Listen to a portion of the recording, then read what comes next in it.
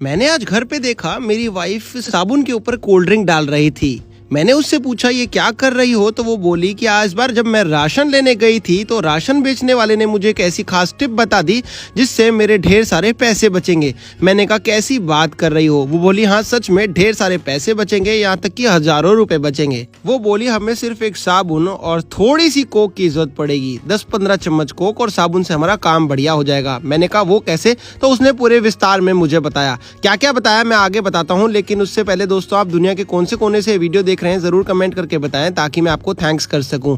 पिछला थैंक्स जाता है सुरेश जी को उदयपुर से और रेखा जी को झारखंड से। आप देख सकते हैं दोस्तों हमने एक साबुन लिया है और इसे कद्दूकश करना शुरू कर दिया है।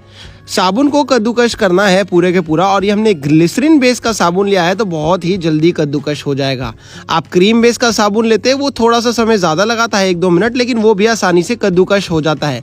मेरी वाइफ बोली मुझे सिर्फ इस साबुन को कद्दूकश करना है और मैं आधा ही साबुन कद्दूकश कर रही हूँ, पूरा भी नहीं। मैंने कहा आधा कद्दूकश कर दोगी तो बचे हुए आधे का क्या करेंगे? वो बोली हम इसी टिप में आधा साबुन और इस्तेमाल करके दिखाएंगे एक अलग तरीके से। मैंने कहा वो कैसे होगा?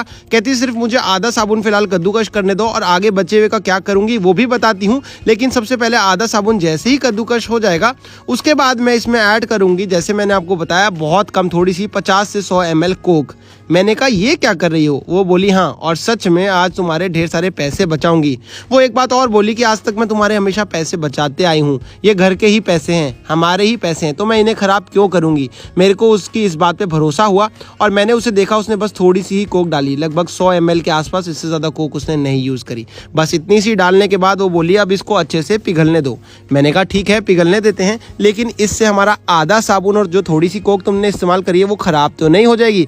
वो फिर से वही बात बोली कि मुझ पे भरोसा करो और जो आधा साबुन मैंने बचाया है ना वो भी तुम्हारे को दिखाऊंगी, वो भी वेस्ट नहीं जाने दूंगी। लेकिन सबसे पहले हमने क्या करा, इस साबुन को कोक के अंदर मेल्ट कर लिया।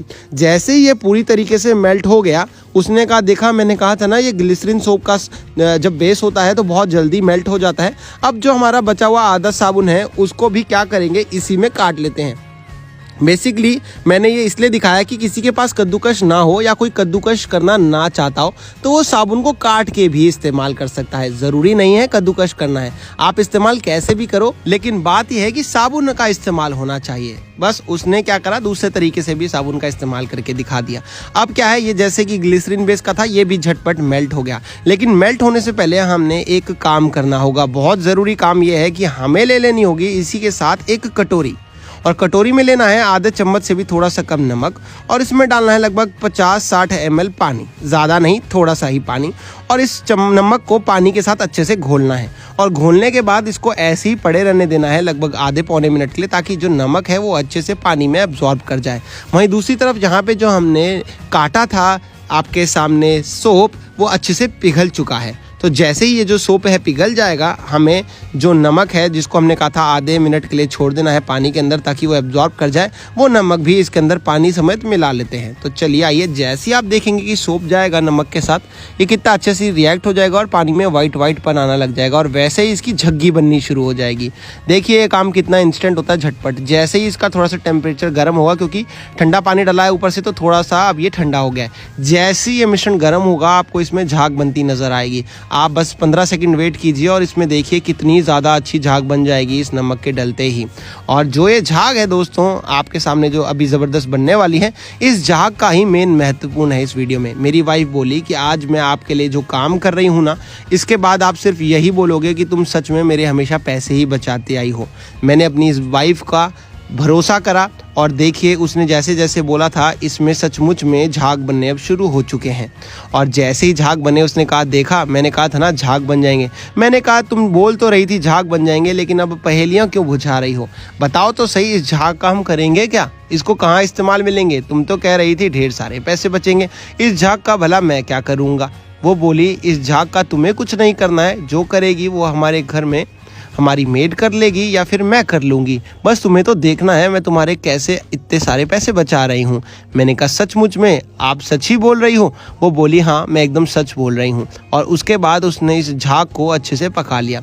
1-2 मिनट लगाने के बाद उसने क्या करा, उसने बोला कि इसमें एक चीज़ मुझे और डालनी है। मैंने कहा क्या? वो भी बताई ही तो, जब इतना कुछ डाल के बता दिया तो वो बोली मुझे सिर्फ इसमें एक नहीं आधा नींबू का इस्तेमाल करना है छोटे से, और उस नींबू को इसके अंदर निचोड़ना है। मैंने कहा ये क्या कर रही हो, इससे तो सारा मिश्रण खराब नहीं हो जाएगा। वो बोली नहीं, हमें बस नींबू इसलिए डालना है ताकि ये जो झाग है वो और शक्तिशाली हो जाए। मैंने कहा ठीक है चलो कोई बात नहीं, नींबू भी डाल लो। तो उसने क्या करा, जाके उसने आधा नींबू उठा लिया। वो ऐसे आधा नींबू ले आई और उसको निचोड़ दिया इसके अंदर। मैंने कहा ठीक है, तुमने नींबू तो निचोड़ दिया है, अब क्या करना है। वो बोली अब बस इसको घुमाते हैं और उसके गैस को बंद कर लेते हैं। ये सारी प्रक्रिया उसने मीडियम से स्लो आंच पे करी और उसके बाद अब गैस को बंद कर दिया। मैंने कहा ये क्या करा है तुमने, कोक भी खराब हो गई, साबुन भी खराब हो गया, नींबू भी खराब हो गया, तुम कह रही थी पैसे बचेंगे, यहाँ तो लगता है नुकसान हो गया। वो बोली नहीं, कुछ भी ऐसा नहीं हुआ है, बस तुम इसे थोड़ा सा ठंडा होने दो। मैंने इस पूरे को ठंडा जैसे होते देखा, उसके बाद उसने इसको सोप के एक मोल्ड में डाल दिया। मैंने कहा ये क्या तुम साबुन बना रही हो, वो भी कोक से, और कोक का साबुन तो कैसा रहेगा, बहुत ही खराब हो जाएगा। वो बोली नहीं, मैं आज इस कोक के साबुन को ऐसी जगह इस्तेमाल करूंगी जहां इस्तेमाल हम कर नहीं पा रहे थे, और अब हमारे ढेरों पैसे बचेंगे। मैंने कहा कैसे, इसका इस्तेमाल कहाँ होने वाला है। तो वो बताती है मुझे कि मैं आपको बताती हूँ, सबसे पहले क्या करो, इस सारे सामग्री को मोल्ड्स में डाल लो, 2 3 4 जितने भी साबुन बन पाए इस मिश्रण से उतने बना लो। मैंने कहा ठीक है। तो उसने क्या करा, इसको 3 मोल्ड में डाल के इसके 3 सोप तैयार कर लिए। पहले तो इसको ठंडा होने के लिए छोड़ेंगे, आप चाहें तो इसे फ्रिज में भी ठंडा कर सकते हैं। फ्रिज में ठंडा होने के बाद आप देखेंगे हमें जो है वो सोप इसके मिल जाएंगे। तो चलिए इसका वेट करते हैं और उसके बाद इसे फ्रिज में रखने के बाद देखते हैं कि इसके कितने बढ़िया साबुन बनके तैयार हो गए हैं। तो इसको फ्रिज में रखने के बाद कुछ इस तरीके के साबुन जम के तैयार हो जाते हैं। बस आपको क्या करना है, आसानी से इन सोप्स को बाहर निकाल लेना है। साबुन को बाहर निकालने के बाद ये साबुन इस्तेमाल कहाँ होंगे, ये सवाल आता है। दरअसल दोस्तों हुआ क्या था, ये जो घर के बर्तन होते हैं नीचे से जले हुए होते हैं बहुत ज़्यादा, और मैं सुबह मेरी वाइफ को बोल रहा था कि इन बर्तनों को अब फेंक दो या फिर कबाड़ में रख दो, क्योंकि अभी किसी काम के नहीं रहे।